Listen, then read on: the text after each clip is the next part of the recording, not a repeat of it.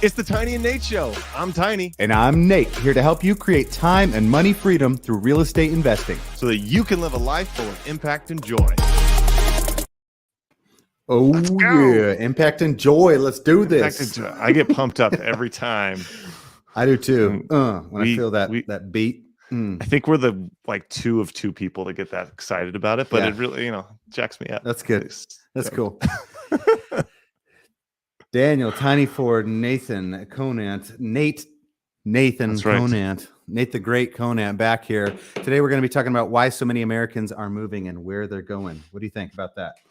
I think it's interesting. I personally am one of those Americans that moved recently. Kind of was pushed because of late events of the world pandemic and whatnot. So this is going to be interesting to me personally.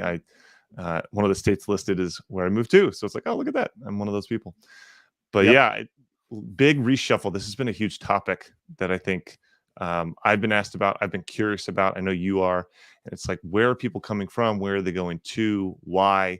And as real estate investors, how can we take advantage of that? How can we facilitate that? How can we both help and make wise business decisions based on it? So that's right. So if you are one of those people that has recently moved out of state, leave a comment below. Let us know what state you left and which state you went to, and maybe a little bit about why too, just a sentence or two. We're super curious. So we're going to do something a little bit different today. We're going to borrow from this article on Fool.com by Dana George, published February 7th last month. And we're just going to borrow from some of her research.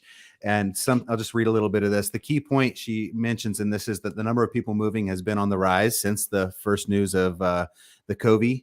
And people appear to be looking for homes in more affordable areas, wide open spaces. It says that more than 10% of Americans moved residences in the first part of 2021. And that's more like nearly 1% more than typically would do so in an entire year. More than would do so in an entire year. So that means somewhere around 33.5 million people picked up and moved as a global pandemic raged. So she's going to go ahead and ask why here. And the number one thing is family. So when you think about people moving for family, neither of us live in the same state as our parents or in-laws, I don't believe. But in terms of the, when people did some polls asking people, 34.5% of respondents said they were making a move closer to family. What do you think that has to do with? Well, I mean, on the surface of it, I think there's just kind of the transactional or tactical things. People don't want to get on planes. People don't want to have to go visit people. They want to just live next to them. And I also think a fair amount of people kind of were shaken up by life is really short and you don't know what's gonna, tomorrow's not a sure thing. And so spend the time you have with the people you love. That would be it sounds cheesy, but it's probably true. That's a pretty big motivating factor for most, I would assume. But I mean, isn't that 10% of the population? 33 million people. That's huge. Because there's 300 million people. More than 10% of Americans moved residence in the first part of 2021. That's crazy. Yeah. That is a massive migration of people, like just moving all around. That's huge. And I did not change states, but I definitely know that 2020, 2021 had me texting and calling my mom a lot more. So maybe that's my miniature version of this same thing. The other two reasons were job transfer and space. I'm going to skip over job transfer right now and go to space. As Americans began to use their homes as schools, gyms, and offices, right? Available space became important. I'm working out of a home office. You're working out of a home office. What do you think? Just get out your magic ball here. Make a little interpretation about the future. Do you think that's going to continue to be a thing? I think so. When people en masse, not everybody, right? You can't repair toilets remotely. Like you got to be on site for that. But for jobs that can be remote, and so much of our workforce is virtual, or can be, because it's on a terminal, it's on a computer. When all those people realize or have the ability now for the first time to be location independent, you realize how big our country is and how many places there are that you can live, that are probably cooler than the place you live now.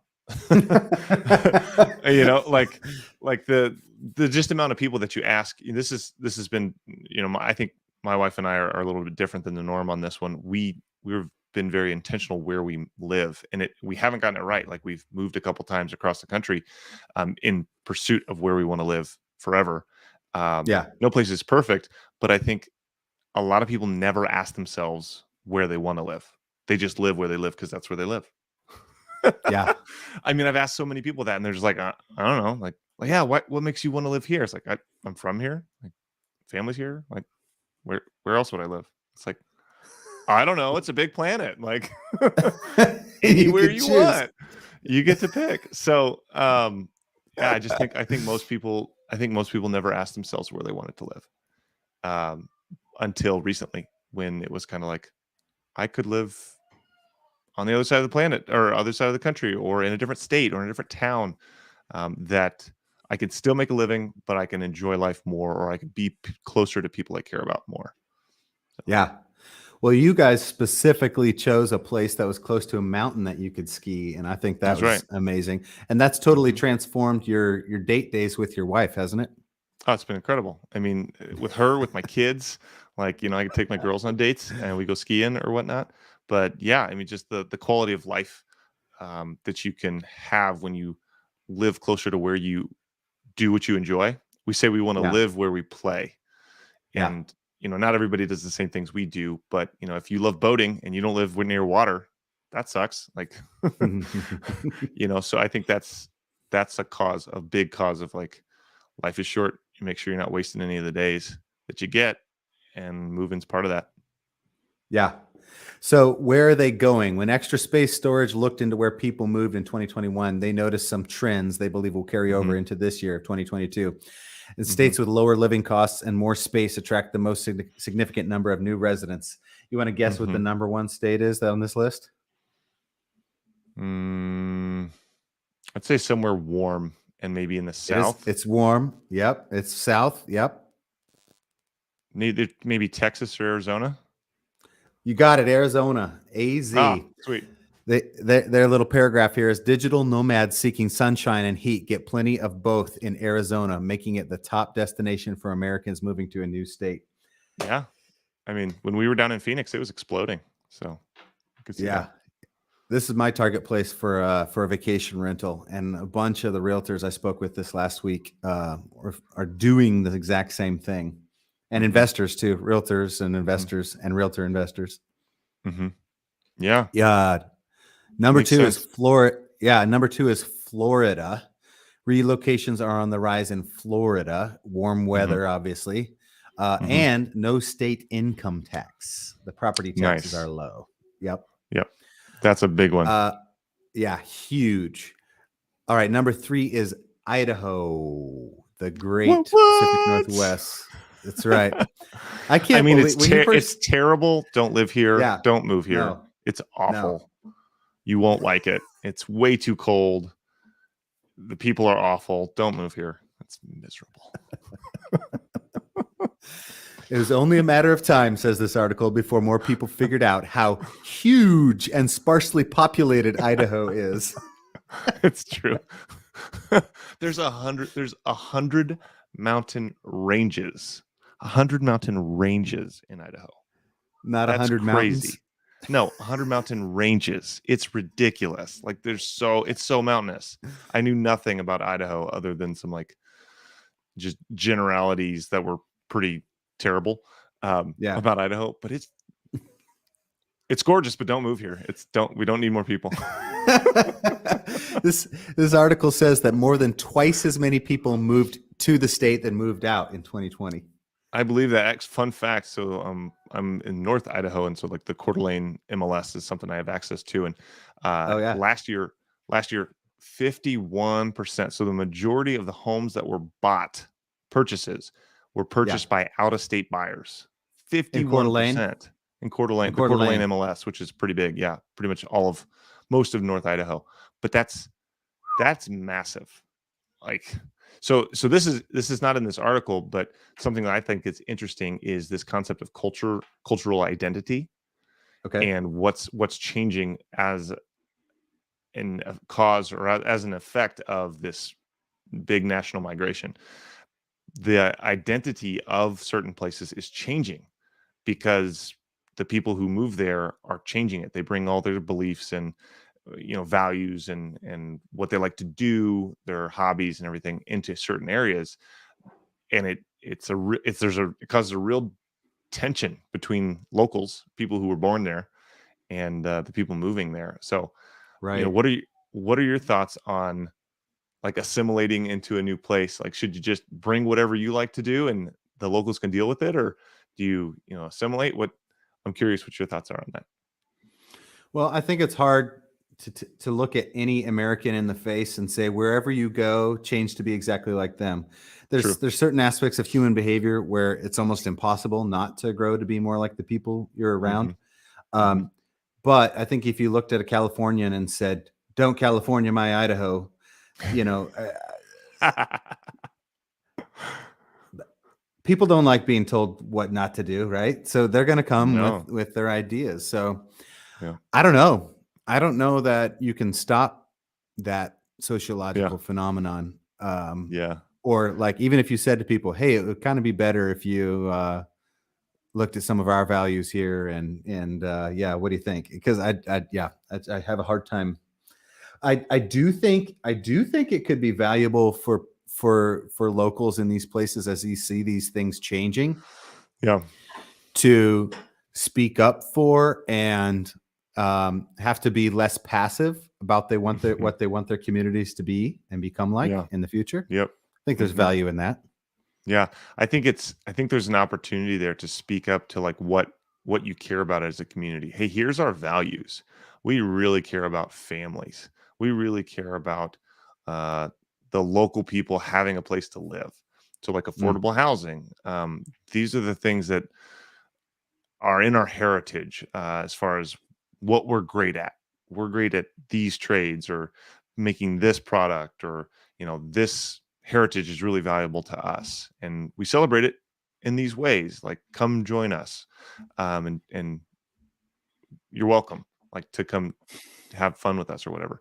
But I would totally agree. You can't force anybody to do that. You can't force anyone to like put down or suppress who they are to like join your thing. But I've been kind of a quiet observer, as much as I can be quiet, which is very difficult, but just observing this tension between people who are from here and kind of their views. And it differs. It totally differs.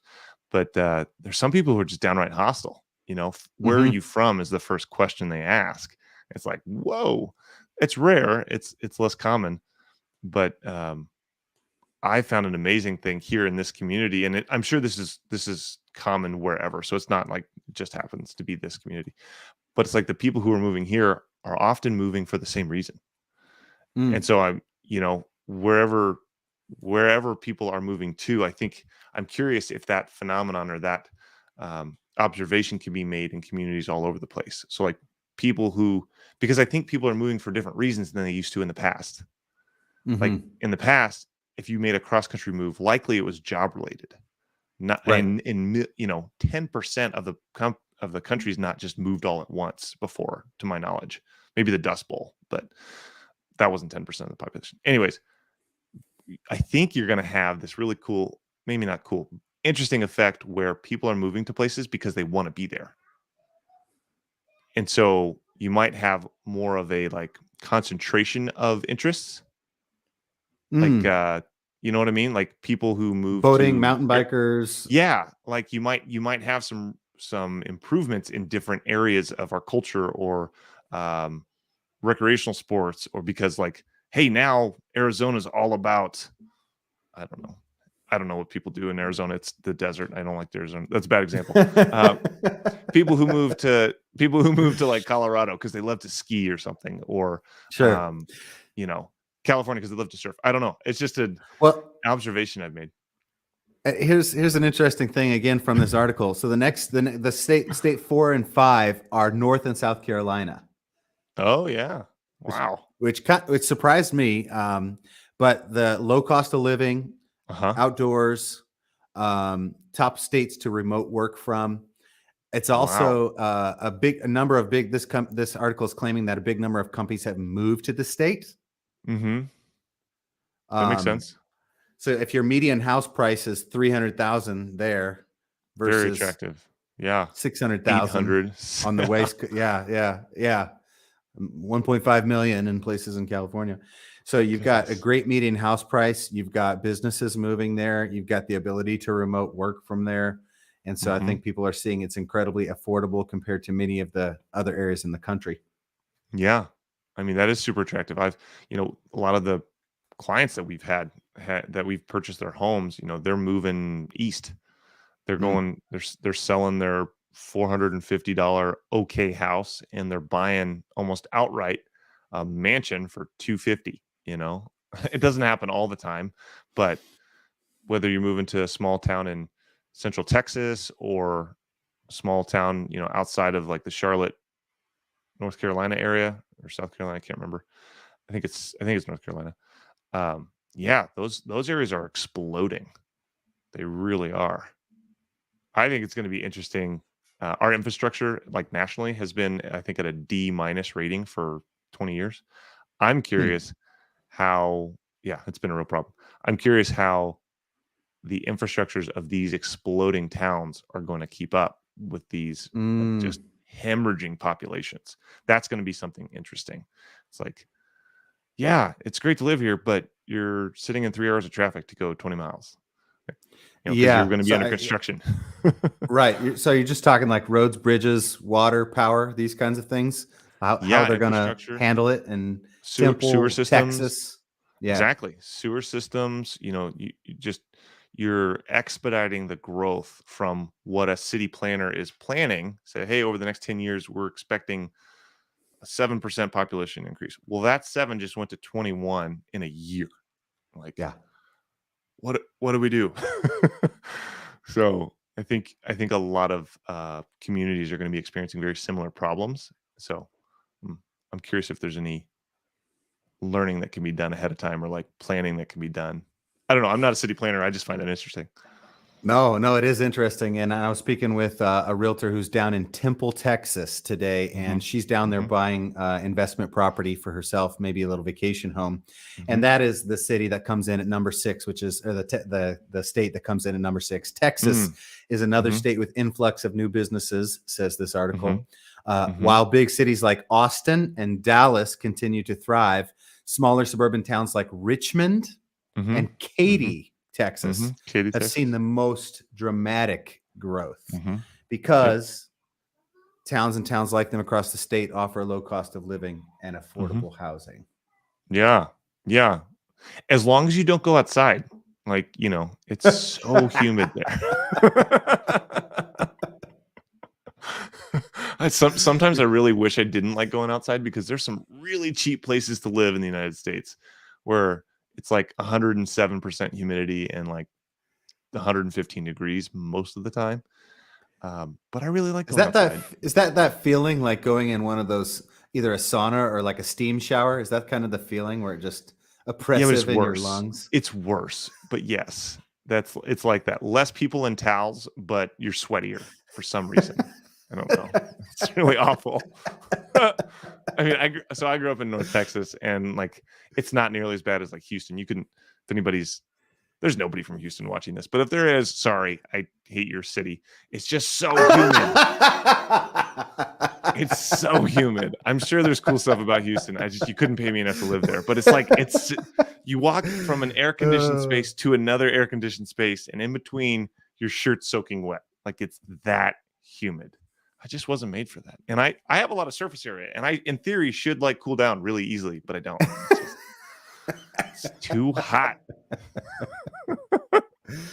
Well, yeah, I think if you move into Arizona or to Texas for a job or for space or to be closer to family, you are definitely going to be looking for a place with a pool and an air conditioner, Yes. which is yes. two things that you rarely see up here in the Pacific Northwest. No way. Yeah. Top tip for people in the South: start a pool business. Right? Like that is something interesting because like the people who watch this are probably business owners. That's something I thought about when let's see. I think I was graduating college I don't know. It was 10, 15 years ago. And it was keep an eye on the aging population, the baby boomers. Like there's going to be such a massive industry serving their needs because it's huge, like millions and millions of people. Well, now with this, it's like what industries are going to skyrocket and just be so profitable due to this move, due to these 10% moving in a short time. There's going to be all kinds of service industries that are going to flourish, but they're going to be different, right? Like behavior has changed. It's been modified. Everyone wants pickup. And so maybe starting a restaurant isn't a great idea, or maybe starting one that doesn't have a dining room is a good idea. Like, I don't know. Hey, speaking of that, before we wrap up here, I want to make sure everybody knows to definitely subscribe here on YouTube or Facebook or wherever watching this, and go ahead and if you're a podcaster and you're like on iTunes or Spotify or Apple, Google Podcasts, the show's on there now too. So go and hit the subscribe button where you like to listen to this kind of stuff. Lastly, I just wanted to mention some very, very important news about Washington State, which is that we now have an official sport. We do? Pickleball. That's a real thing now? Is now the official sport of Washington State. Yes. It would be. Yeah. Pickleball's fun, dude. I got a pickleball net at my house. We're going to make a pickleball court. Come on, dude. Pickleball. Okay. I just see, like, when I think of pickleball, I think of a bunch of hipsters standing around in a circle, like throwing things at each other and like jumping out of the way. That's what I associate with pickleball. Have you ever played pickleball? No, clearly not. Isn't it the one with the trampoline? Isn't that pickleball? No. Oh, that's something else completely. Pickleball is like a miniature version of tennis, but you've got like a wiffle ball and a hard wooden paddle. It's like in between ping pong, tennis, and wiffle ball. It's fun. Yeah, I had a completely different thing in mind. What was I thinking about? Probably darts. No. Remember darts? No, I remember darts. Not lawn darts. That's lawn darts. That would be interesting. We had those growing up. We had lawn darts growing up. Not only that, we turned regular like wall darts into yard darts. And I have a memory of my younger brother flinging up a regular sharp dart into the air in the backyard, and it landed in my brother's head and stuck. No way.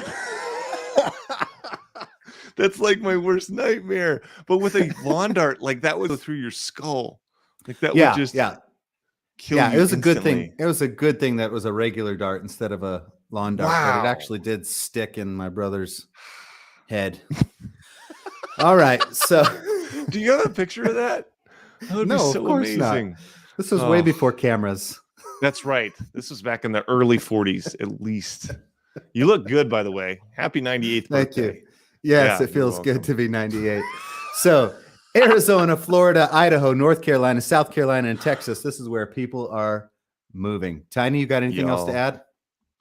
No, I'm pretty stoked. Our team did get, to reiterate what you said, this is up and live on like all the major podcast stuff. So if you don't want to look at our pretty faces on YouTube, you can listen to us. 98-year-old faces. Our 98-year-old mugs.